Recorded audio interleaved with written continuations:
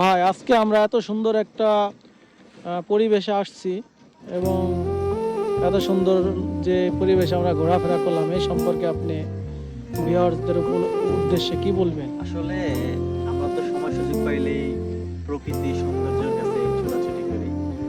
তেমনি আজকে আসলাম আমরা হাট থেকে দক্ষিণ দিকে, মমিনখাট থেকে উত্তর দিকে একটা এলাকায়। এটা চর এলাকা, কিন্তু চারিদিকে এই সরিষা ফুলের যে হলুদের স্বর্গরাজ্য, আসলে আমি অভিভূত। এত সুন্দর, মানে স্পেসলেস, ভাষায় প্রকাশ করার মতো না, ভালোই লাগতেছে, অসাধারণ।